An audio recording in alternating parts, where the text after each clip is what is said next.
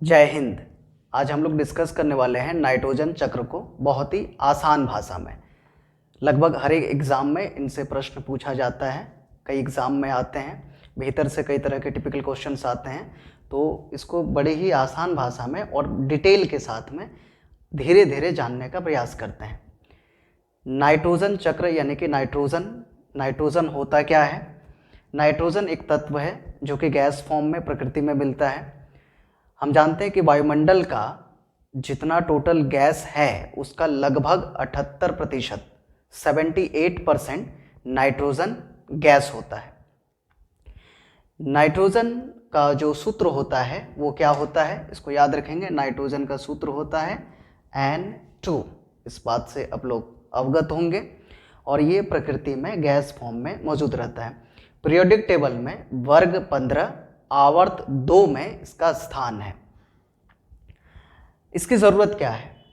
पेड़ पौधों समेत सभी जीवधारियों के जीव द्रव्य के निर्माण में ये बहुत ज़रूरी होता है, आवश्यक भूमिका निभाता है नाइट्रोजन, इसलिए इसका इम्पोर्टेंस ज़्यादा है।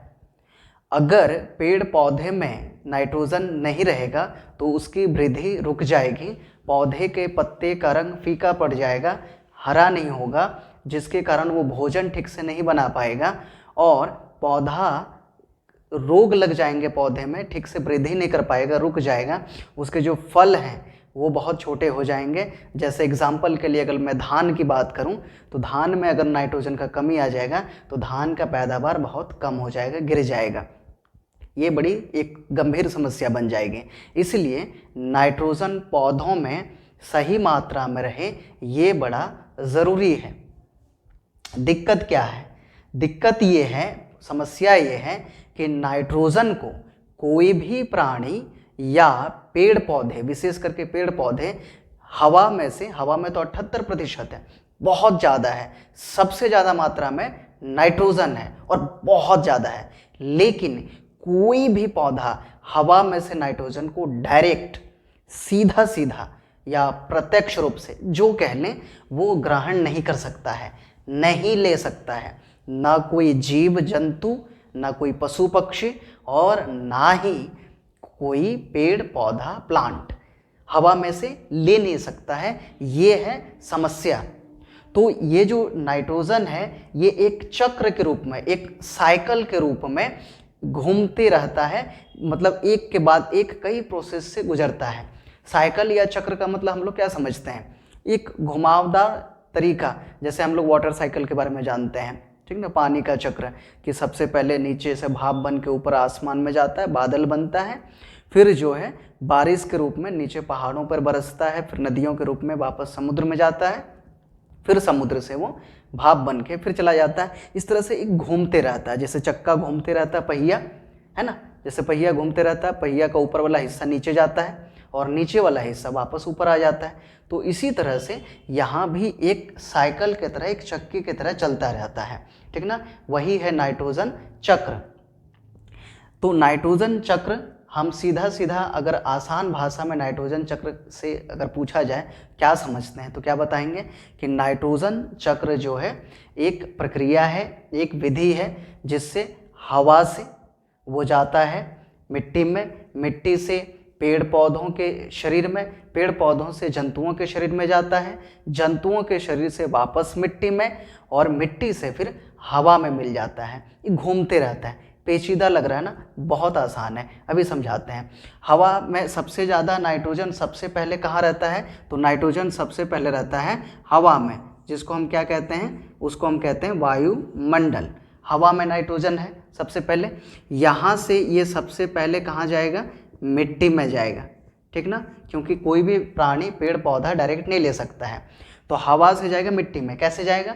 प्रोसेस है, विधि है, उसी को पढ़ना है आज, उसी को सीखना है। तो हवा से जाएगा मिट्टी में, फिर मिट्टी से कहाँ जाएगा? मिट्टी से जाएगा ये पेड़ पौधों में, है ना, मिट्टी से जाएगा ये पेड़ पौधों में। उसके बाद पेड़ पौधे को कौन खाएगा? पेड़ पौधे को खाएगा जंतु, जंतु खाएगा। उसके बाद जंतु फिर मरेगा, मरेगा तो फिर मिल जाएगा कहाँ से? मिट्टी में, फिर से कहाँ मिल जाएगा? मिट्टी में, और उसके बाद लास्ट में फिर मिल जाएगा ये हवा में। कहाँ मिल जाएगा? ये हवा में। ठीक है, पहले हवा से जाएगा मिट्टी में, मिट्टी से पेड़ पौधों में, पेड़ पौधों से जंतुओं में, जंतुओं में और जंतु से चला जाएगा मिट्टी में और मिट्टी से हवा में। कैसे?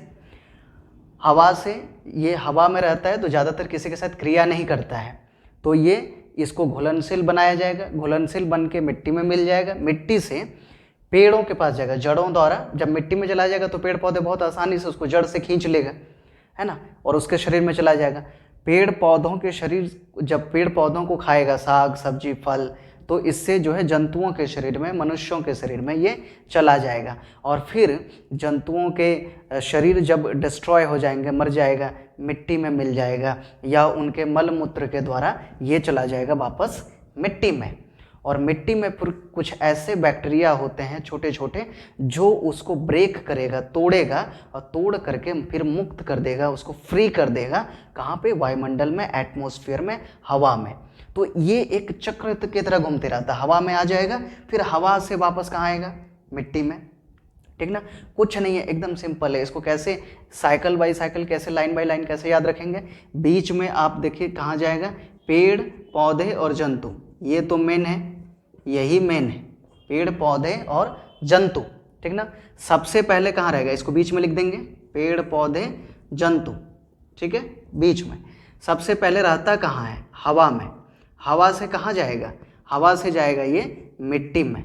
हवा से कहाँ जाएगा? मिट्टी में। हवा मिट्टी। ठीक ना, बीच में रहेगा कौन? पेड़ पौधे और जंतु।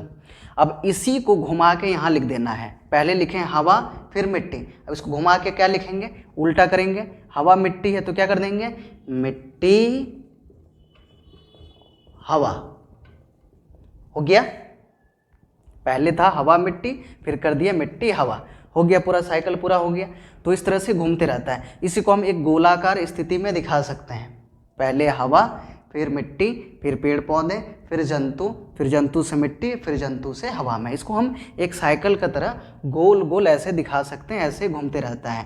ठीक ना, हवा, फिर यहाँ से ये चला आएगा मिट्टी, इसी को साइकिल के रूप में हम दिखा सकते हैं, ऐसे गोल गोल घुमा करके।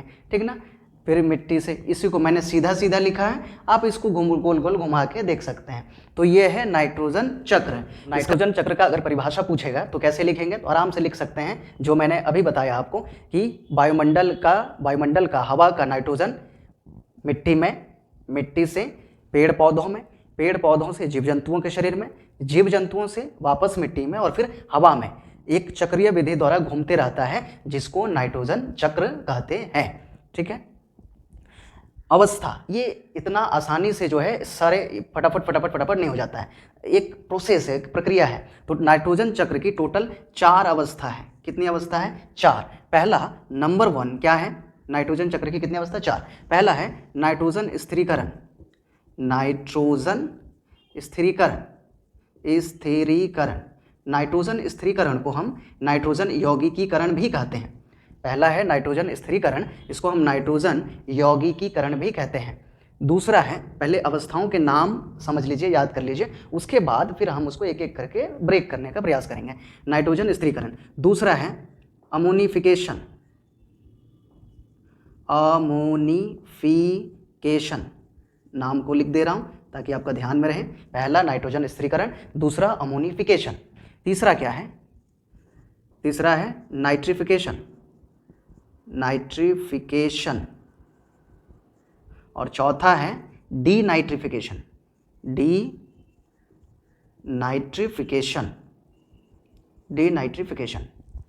समझ में आ रहा है चच्चा? कहा ठीक ना। नाइट्रोजन क्या है? एक गैस है। कहाँ इसकी ज़रूरत किसको है? पेड़ पौधों को। क्यों? उसके बिना उसकी वृद्धि रुक जाती है। नाइट्रोजन वृद्धि करने के लिए, फसल उत्पादन के लिए, फल धारण करने के लिए बड़ा ज़रूरी है, अहम भूमिका निभाता है। दिक्कत क्या है? दिक्कत है कि डायरेक्ट हवा से ले नहीं सकता है, तो इसका एक प्रोसेस है, प्रक्रिया है, जो एक चक्र की तरह घूमता है, जिसको नाइट्रोजन चक्र कहते हैं। और इसकी कितनी अवस्था है? 4 अवस्था है। पहले अवस्था है नाइट्रोजन स्थिरीकरण, जिसको नाइट्रोजन फिक्शन कहते हैं इंग्लिश में। दूसरा है अमोनिफिकेशन, तीसरा है नाइट्रोजन नाइट्रिफिकेशन, और चौथा है डीनाइट्रिफिकेशन। अब इसके ठीक नेक्स्ट वीडियो में, जो कि आपको मिल जाएगा साइड में, उसी पे जो है अभी इस वीडियो के एंड में दूसरा वीडियो आपका आ जाएगा आपके सामने, आप उसको देख लीजिएगा। उसमें जो है नाइट्रोजन स्थिरीकरण को और बाकी टॉपिक्स को डिटेल में बढ़िया से आसानी से वर्णन करेंगे। आशा करता हूँ यहाँ पे जो मेन मुख्य बातें आसान भाषा में शॉर्ट में मैंने समझाने की कोशिश की, आसान भाषा में, वो आपको समझ में आ गई होगी। दूसरे वीडियो के साथ जुड़ जाइए, तब तक के लिए जय हिंद।